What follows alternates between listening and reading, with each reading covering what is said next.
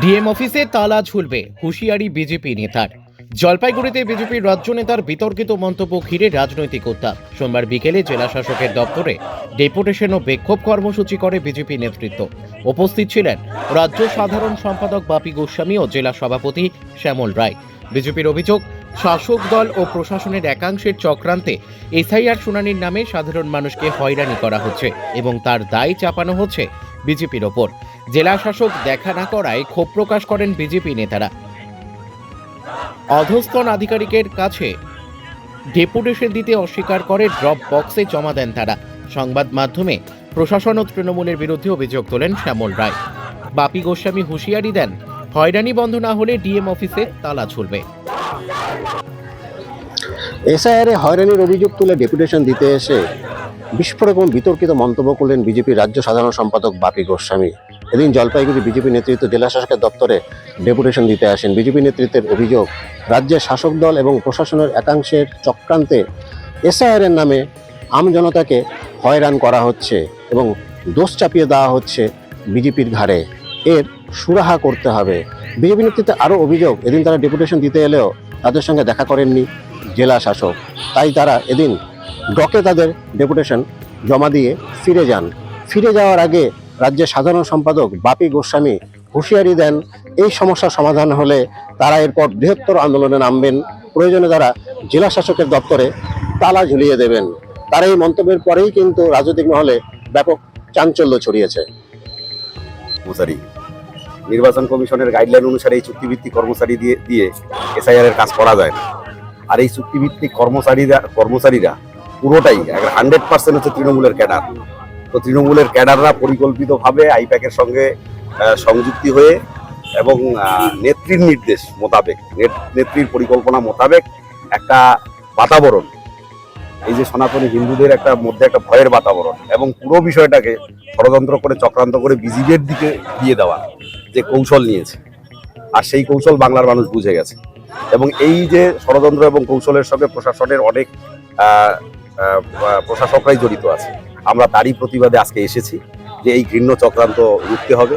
DM madam হচ্ছে election আধিকারিক জেলার, আর তার মাধ্যমে আমরা কেন্দ্রীয় নির্বাচন আধিকারিকের কাছে আমাদের স্মারকপত্র পেশ করতে আসছিলাম। কিন্তু দুর্ভাগ্যজনক যে ডিএম ম্যাডাম এখানে মিটিংয়ে ব্যস্ততা থাকার অজুহাত দেখিয়ে তিনি আমাদের স্মারকলিপি দিলেন না। তিনি স্মারকলিপি একটা WBCS পদমর্যাদার যিনি অফিসার তার কাছে আমাদের পাঠাচ্ছেন। তো আমরা কেন তার সঙ্গে কথা বলবো? আমরা তার সঙ্গে সাক্ষাৎ প্রত্যাখ্যান করে আমরা ডকে আমাদের স্মারকপত্র জমা দিয়ে আমরা বেরিয়ে আসি। এরকম কোনো স্পেসিফিক কমপ্লেইন রয়েছে জলপাইগুড়ি জেলায় যে এরকম ভাবে হয়রানি করা হচ্ছে? অনেক প্রচুর আছে, ভুরি প্রত্যেকটা ব্লকে এরকম আছে। এটা তো ইলেকশন কমিশন অফ ইন্ডিয়ার কাজ। এখানে তৃণমূল, কংগ্রেস, বিজেপি, সিপিএম রাজনৈতিক দলের কি ভূমিকা আছে? আজকে এই যে রাজ্য প্রশাসন, রাজ্য সরকার তার যে কর্মচারীদের মাধ্যমে কাজগুলো করিয়েছে, বিভিন্ন সময় দুয়ারে সরকারের নামে কারা কাজ করেছে?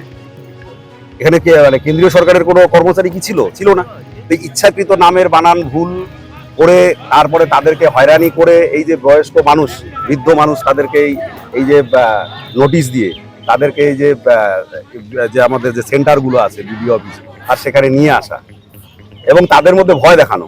যখনই যেই আসতেছে তারাই আবার পরিকল্পিতভাবে বলছে আপনারা কি রোহিঙ্গা, এই ধরনের একটা সেন্টিমেন্ট তুলে দেওয়া। এরকম পরিস্থিতিতে কি করবেন আপনারা? আমরা এরকম পরিস্থিতি, এই যে ষড়যন্ত্র, এই ষড়যন্ত্রের জন্য আমরা আসলাম, গণতান্ত্রিক উপায়ে আসলাম।